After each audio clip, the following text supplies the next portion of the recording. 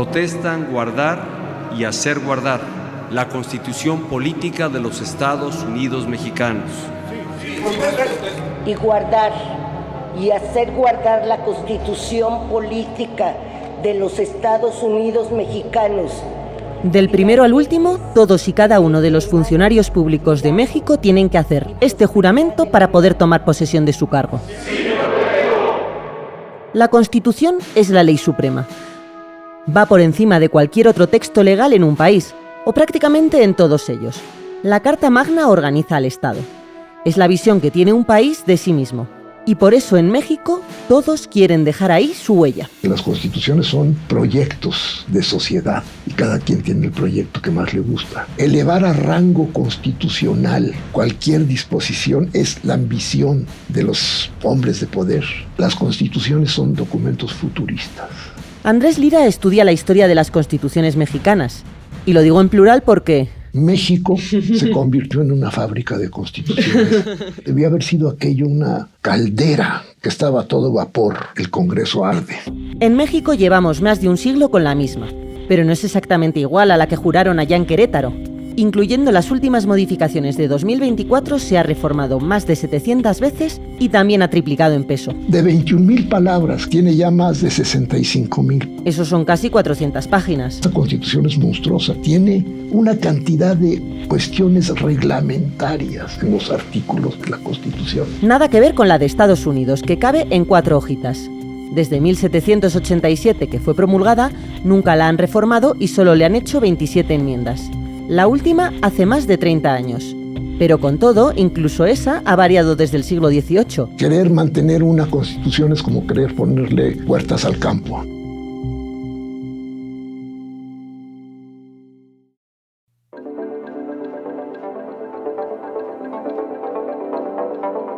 ¿Cómo era la primera Constitución mexicana? ¿Por qué hace falta tanto consenso para modificarla? ¿Cuándo amerita hacer borrón y cuenta nueva? Esto es Pasado Presente, un podcast del Centro de Estudios Históricos del Colegio de México, en el que historiadoras e historiadores nos cuentan las bases para entender nuestro presente. Yo soy Paula Vilella y en este episodio platiqué con Andrés Lira sobre la historia de las constituciones en México.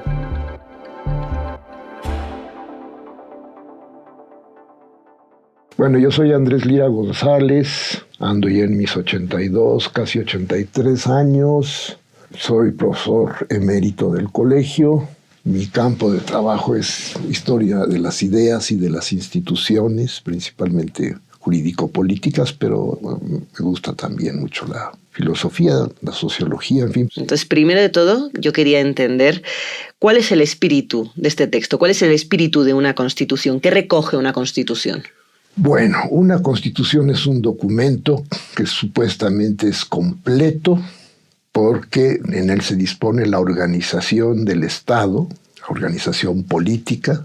En la tradición liberal, de donde surge la Constitución, hay una parte dogmática, que es la que declara los derechos de los gobernados, y una parte orgánica, la que organiza el poder. Decían los franceses, que son los introductores en nuestra tradición de la Constitución, más directamente que aunque está Estados Unidos, fue antes, pero que una sociedad que no tiene una declaración de los derechos del hombre y el principio de división o separación de poderes públicos no tiene una Constitución. Supuestamente la Constitución debe ser un texto relativamente breve, lo más breve posible, pero pues la experiencia constitucional nos hace ver que hay mucha extensión, hay muchas cosas de detalle. Para entender una constitución, ahí están los textos, pero lo más interesante es la experiencia constitucional, que es lo que yo prefiero hablar de la experiencia constitucional. ¿Qué sería eso de la experiencia constitucional? La vivencia en la elaboración, en el manejo, en la apreciación y en las reformas, reelaboraciones de las constituciones, cambios, etc. Y eso hay que entenderlo en relación con la historia. Que claro, que es distinta en cada país, ¿no? Esa experiencia constitucional. Sí, es distinta, pero no aparte, no desligada una de otra. En el caso nuestro, en el caso de México como nación independiente, pues la experiencia constitucional primigenia es la gaditana. Formaba parte de la monarquía española. Se elabora de 10 a 12 la constitución política de la monarquía española. Siendo parte de los dominios de la monarquía española, van diputados para allá. Por la presencia de americanos, y por el conocimiento de lo que se estaba haciendo en las Cortes, influye en los países de la monarquía española. Entonces ahí hay una experiencia que va a influir en las constituciones de América. También la primera constitución como tal vigente en lo que hoy es México, pues fue la constitución política de la monarquía española.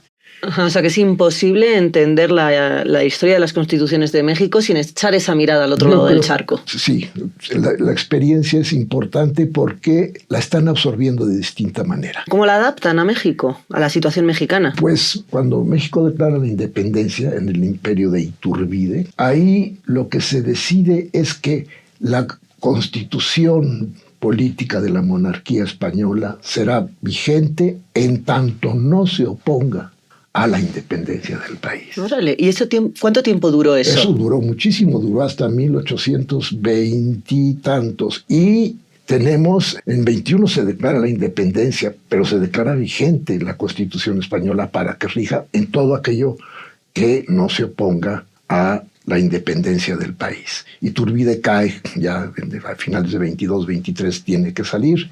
Entonces, México se declara el Congreso Constituyente, se disuelve, luego se vuelve a integrar, etcétera, etcétera. Y México opta por una república federal. Las provincias, que era un territorio enorme, con regiones muy distintas, reclaman su presencia y su voz en el Congreso Constituyente. ¿Cómo era esta primera constitución ya del México independiente? La Constitución Federal termina de hacerse el 4 de octubre de 1824. Es una constitución que tiene muchos elementos de la Constitución de la monarquía española, en organizaciones locales.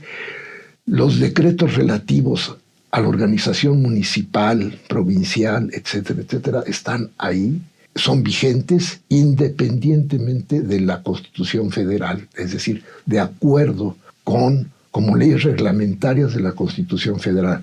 Y como consecuencia de la adopción del orden federal, tenemos entonces una Constitución Federal y 19 constituciones estatales. Yo digo que México se convirtió en una fábrica de constituciones. Entonces, entre 1824 y 1827 se elaboran y se ponen en vigor un acta constitutiva que sigue vigente como apoyo a la Constitución Federal y 19 constituciones estatales. ¿Cómo se articuló eso? Bueno, pues se articuló gracias, yo creo que a la Federación no hubo separaciones, había regiones muy levantiscas, se sentían muy diferentes. Eso por la propia historia política. En México hubo 2 audiencias, la de México y la de Guadalajara. Entonces Jalisco es un estado que tiene juristas, tiene la audiencia y tiene una práctica, siempre ha estado un poco en conflicto con las autoridades centrales.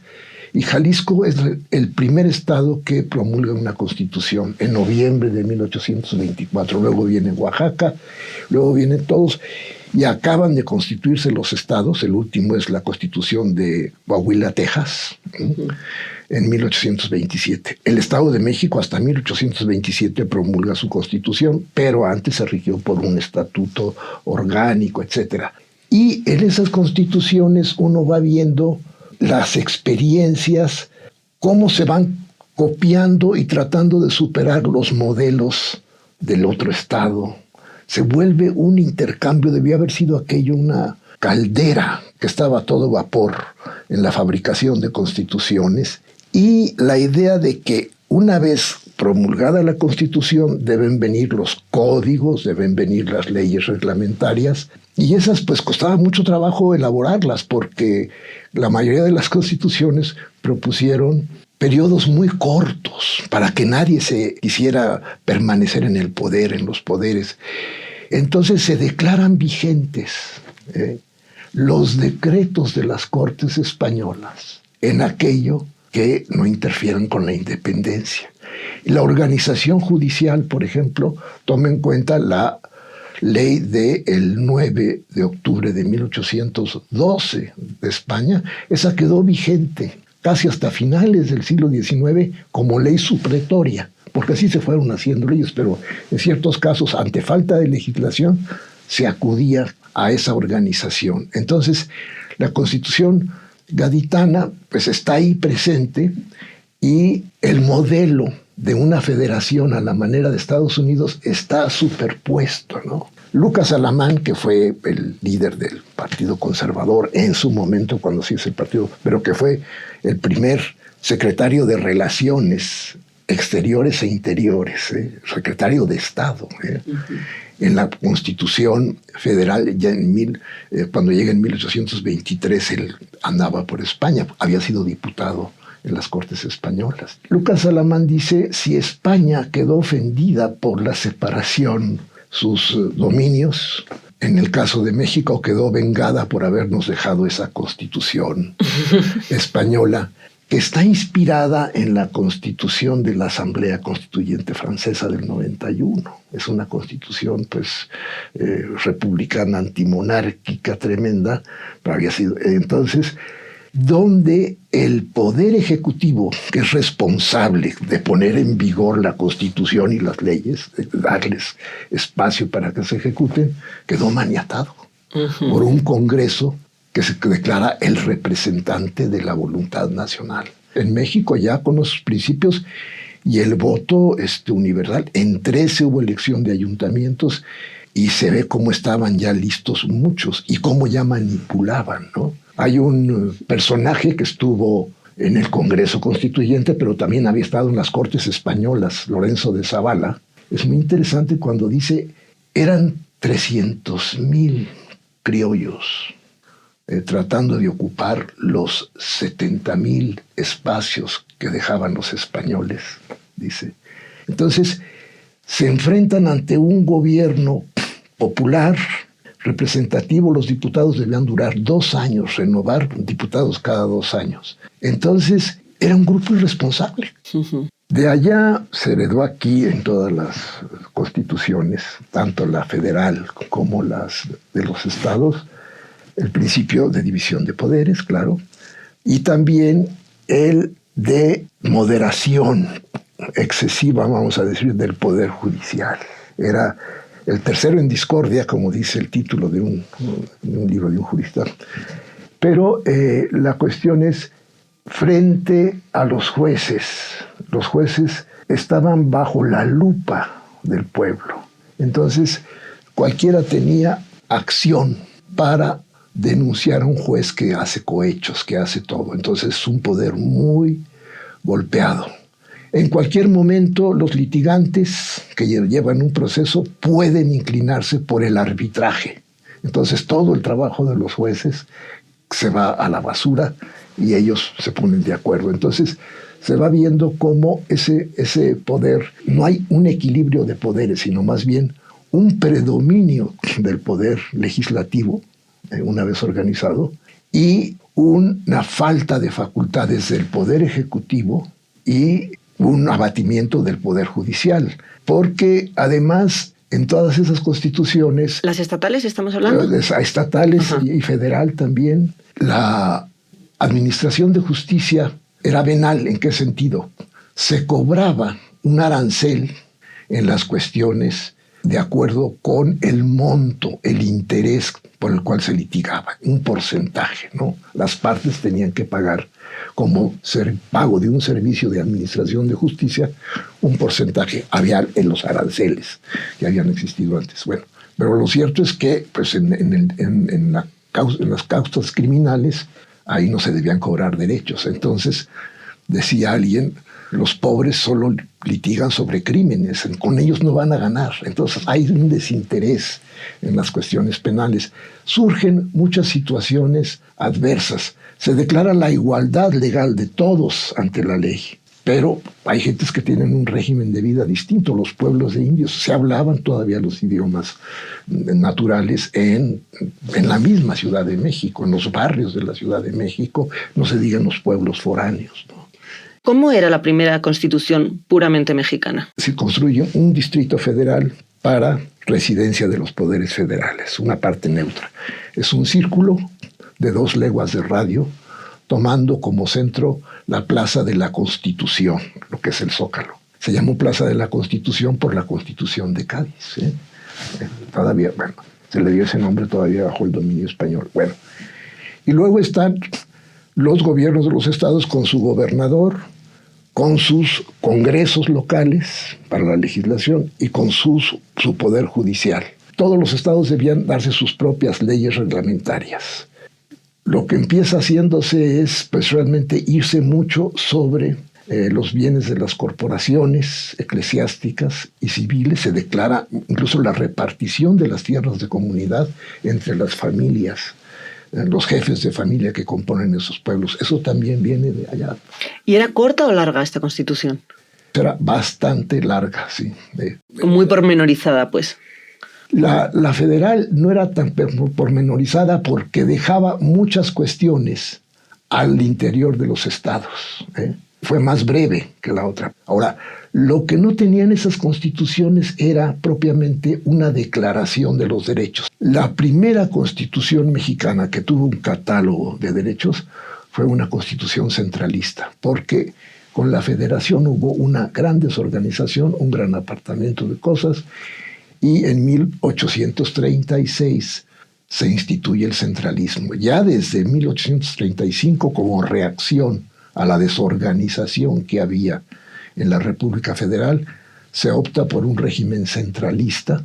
Dice la República, en el artículo 1 de las bases para constituirse, de diciembre de 1835, dice, la República es una como siempre. Dice, México es una república unitaria, como siempre ha sido una organización unitaria, no había sido así siempre, y la única religión que se puede practicar aquí es la católica apostólica romana.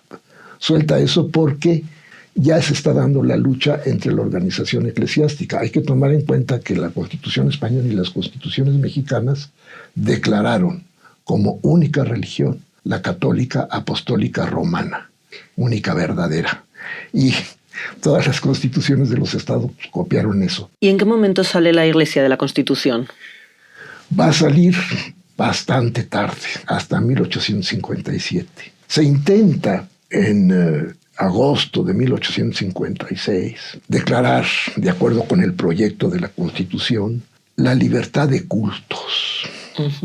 Y ahí arde, el Congreso arde, se llena de gente que no quiere la libertad de cultos, que dice que es lo único que une a los mexicanos, la religión católica, etcétera, etcétera. Y entonces el artículo 115, que proponía una versión muy conciliadora, empezaba siendo la religión católica apostólica la que profesa la mayoría de la sociedad mexicana, el Estado la protegerá, pero también respetará las creencias y las prácticas de otras personas mientras respeten el orden público. Estaba muy conciliadora la fórmula, pero causó gran revuelo. Duraron varios días, participaron un montón de diputados, hubo muchos aplausos, mucha agitación, y finalmente se declaró no procedente. Entonces, al no declararse nada, lo que no está prohibido está permitido. Así llegó México en esa época a la libertad de cultos. ¿Y la Constitución que tenemos hoy en México, de dónde viene? ¿En qué momento histórico surge? Bueno, esa Constitución, en 1916, una fracción triunfante en el movimiento revolucionario, la que empezaba Carranza, convoca a un congreso extraordinario para reformar la Constitución de 1857. Es que era una Constitución, la de 57, una Constitución muy liberal, con una sola cámara. Pero esa Constitución era excesivamente individualista y hubo muchos problemas con las comunidades de los pueblos, con las corporaciones, y entonces con la falta de facultades expresas para el presidente de la República. Entonces, por eso Carranza, una vez que triunfa frente de otras facciones en la Revolución Mexicana, convoca un congreso extraordinario para reformar la Constitución de 1857 y hacerla pues más presidencialista, más moderna, y entonces en realidad vino a resultar una constitución liberal con muchos injertos de modernidad, de colectivismo, reconoció a las comunidades agrarias, etcétera, pero se decía que era la misma constitución, nada más que reformada. Casi más de 100 años con esta constitución, pero no será la misma palabra por palabra que la que tenemos ahora. ¿Qué ha ido pasando desde entonces? Se ha ido reformando porque querer mantener una constitución es como querer ponerle puertas al campo, ¿no? Ha tenido más de 699 reformas, De 21,000 palabras que tenía la Constitución reformada, la Constitución que se promulgó en febrero de 1917, de 21,000 palabras tiene ya más de 65,000 palabras. Entonces, es otra Constitución porque se ha tenido que ir asimilando muchas situaciones mundiales y nacionales para que quepan dentro de la Constitución. ¿Y en qué momento amerita dejar de parchar una Constitución y hacer una totalmente nueva? Yo creo que si se hicieran buenas reformas, no, pero lo que pasa es que el impulso democrático, populista, de cada candidato, de cada jefe, prometen en las campañas muchísimas cosas. Ahora, el gran desfogue del reformismo constitucional se dio pues a partir del 82, cuando entró un presidente que había sido profesor de Derecho Constitucional, por cierto fue mi profesor en la Facultad Miguel de la Madrid, pero ya venía reformándose constantemente. Pero ahí es cuando metieron el acelerador a las reformas.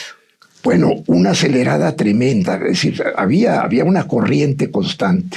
No se puede acusar de negligencia a los gobiernos postrevolucionarios, ¿verdad? Pero el activismo tremendo, y hemos estado en eso para actualizarla. Por ejemplo, se incluyeron muchas cosas que no estaban en la Constitución de 17, el reconocimiento de los derechos del hombre, había garantías individuales, etcétera.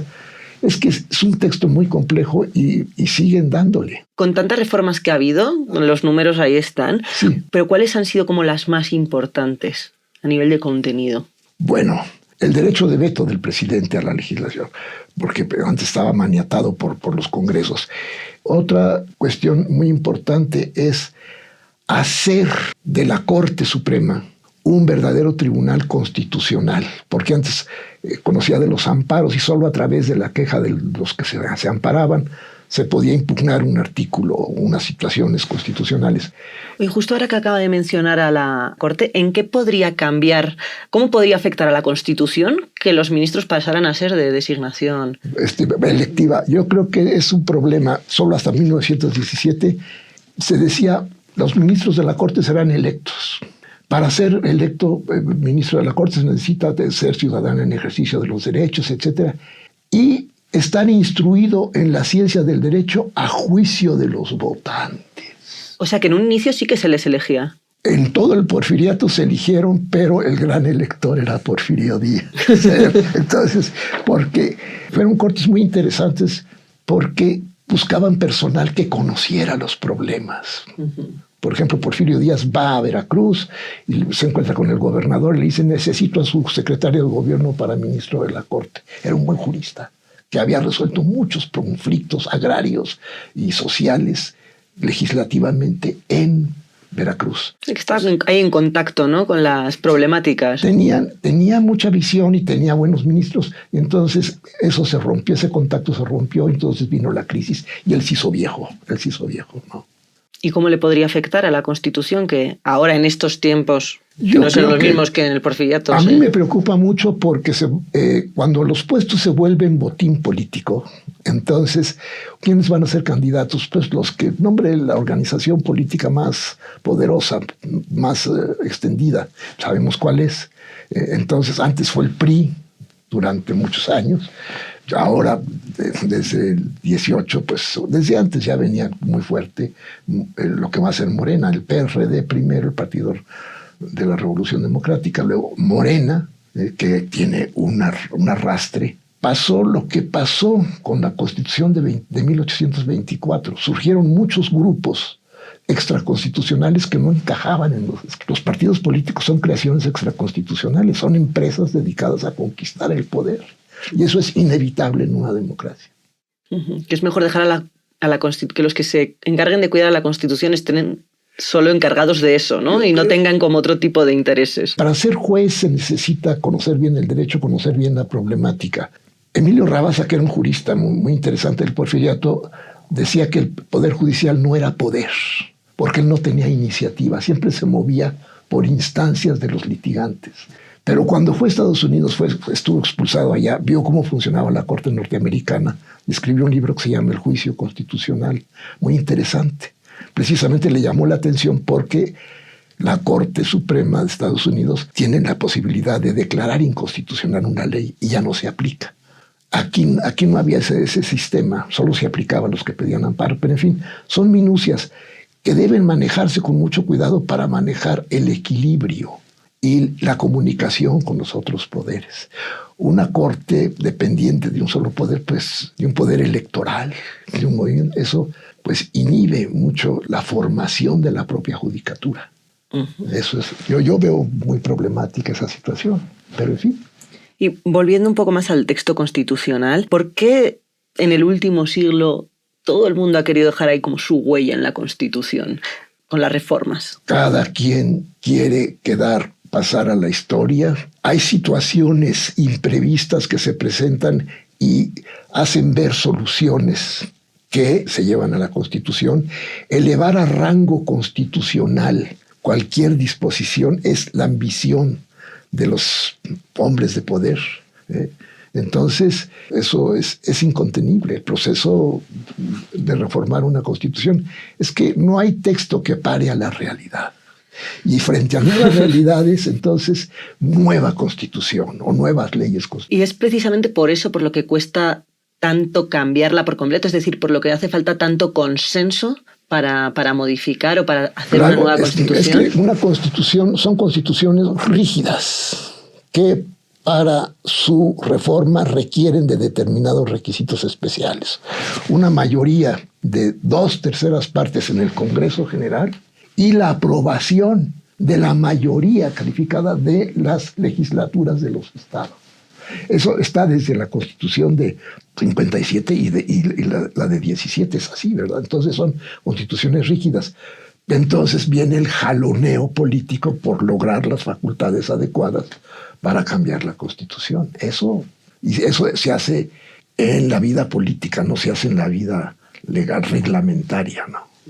Porque al final también la Constitución es un poco la visión que un país tiene sobre sí mismo, ¿no? Exactamente, las constituciones son proyectos de sociedad y cada quien tiene el proyecto que más le gusta. O sea, ¿hacia dónde llevar la sociedad? Y llevarse a los enemigos, a los que les han caído mal en el paso, quitárselos de enfrente, eso también. ¿Tú crees que en este último siglo, o desde que se promulgó la última Constitución, sí, ha habido algún momento histórico de México en el que hubiera hecho falta borrón y cuenta nueva hacer una nueva Constitución de cero? Pues yo pensaría que vale más la buena interpretación de la Constitución. Por eso es muy interesante una Corte Suprema que sí tenga gente capaz de allegarse a las situaciones del presente. Siempre la Constitución necesita ser bien interpretada. Y entonces de ahí la necesidad de tener un poder judicial autónomo y con buena formación, con buena observación, irla cambiando, ¿no? La Constitución sí como en su interpretación, más que en la legislación, porque esta Constitución es monstruosa. Tiene una cantidad de cuestiones reglamentarias en los artículos de la Constitución. Eso hay que dejarlo a la legislación ordinaria. Que no es como la estadounidense, ¿no? Que son poquísimos artículos. Son muy pocos artículos, sí. Ahora, ha habido momentos de anquilosamiento, ¿no? Decían, alumnos de Rabasa decían que una buena interpretación era como taladrar la cortina de una presa que está por reventarse para que se fugue a través de la interpretación de la Constitución y evitar un desastre. Para alguien que no sepa mucho de la Constitución mexicana que nos rige, ¿cómo definiría la Constitución? ¿Cómo es la Constitución mexicana? Bueno, tiene la estructura de una Constitución liberal, garantías y la parte orgánica. Eso sí, estamos en el horizonte liberal, pero con muchos ingredientes de la modernidad o de las situaciones. Por ejemplo, se reconocieron las comunidades agrarias de mucha naturaleza. El artículo 123, las llamadas garantías sociales, para actualizarla. Pero eso no basta, no basta. Pueden quedar muy claramente indicadas, etcétera, pero lo interesante es su aplicación, no su enunciación. Entonces hay, por ejemplo, un artículo, derecho al trabajo. Pues sí, pero si no hay las condiciones de vida económica para generar empleos en situaciones, ¿cómo le hacemos? ¿No? Hay una cantidad de sueños proyectados en la Constitución que pues valdría la pena que fueran preceptos claros y aplicables. Pero todo tiene fecha de caducidad. Entonces, el horizonte liberal quedó rebasado por la modernización. Entonces, hay que saber absorber eso. Los espacios nacionales han quedado rebasados por la globalización. No podemos hablar ya de los límites, ¿no? Entonces, estamos frente a situaciones muy distintas. ¿Crees que la siguiente Constitución de México recogerá más ese tipo de cambios? Al paso que vamos, no, porque la van a complejizar más. Va a haber más gente y va a haber voluntades más coactivas y más empeñadas en estar ahí en la Constitución. Las constituciones son documentos futuristas. Entonces, propuestas, ¿con qué las realizas? ¿Con qué elementos vas a realizar eso? Tienes medios económicos, tienes medios sociales, la formación, una cultura cívica que sí se identifique con la Constitución, que sí se identifique con sus autoridades, ¿no? Hay organizaciones para competir por los cargos públicos, y la judicatura es importantísima como intérprete, yo creo que de una Constitución lo más clara y precisa posible, un buen cauce de interpretación, pero para eso se requiere una cohesión social nacional importante. Esto fue Pasado Presente, Historia en Podcast. Muchas gracias por escucharnos. Yo soy Paula Vilella. Este podcast fue producido por Quizaya Estudios para el Centro de Estudios Históricos del Colegio de México. Lucina Melesio es directora y productora ejecutiva. El guión es mío y también coordiné la producción. En la producción estuvieron Carla Benítez, Laura Silverio y Javier Bravo. El diseño sonoro y la mezcla son de Carlos Jorge García y Tiger Lab. La grabación de la entrevista estuvo a cargo de la Coordinación de Educación Digital del Colegio de México. Queremos agradecer a Andrés Lira por su participación en este episodio. ¡Hasta la próxima!